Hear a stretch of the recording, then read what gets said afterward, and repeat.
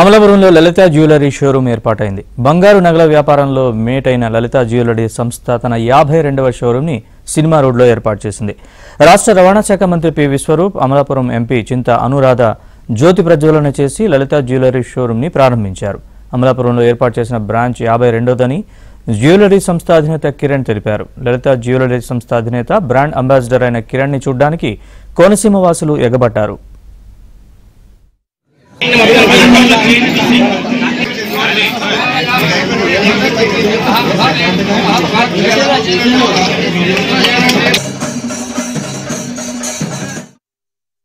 చాలా సంతోషం అన్నమాట. కానీ టైంకి అందరూ వచ్చినారు, అది ఒక చాలా నాకు చాలా చాలా సంతోషం.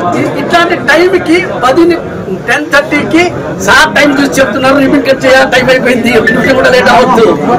సో అంత మాత్రం జరిగింది, ఎప్పుడు కూడా టైంకి జరగదు. ఈ రోజు మటుకు పర్ఫెక్ట్ గా మన అమలాపురంలో 100% టైంకి 10:30 కంటే 10:31 కూడా అవ్వలేదు, 10:30కే ఓపెన్ అయింది, రిపీట్ కట్ అయింది. సో చాలా సంతోషం. ఇది 52వ షోరూము. తెలిసిన విషయమే, డబ్బులు ఎవరికి ఊరికే రావు. సో సో ఇక మీరు ధరలు కంపేర్ చేసుకోండి, ఫోటోలు తీసుకోండి, నేను చెప్పినా కూడా నమ్మొద్దు.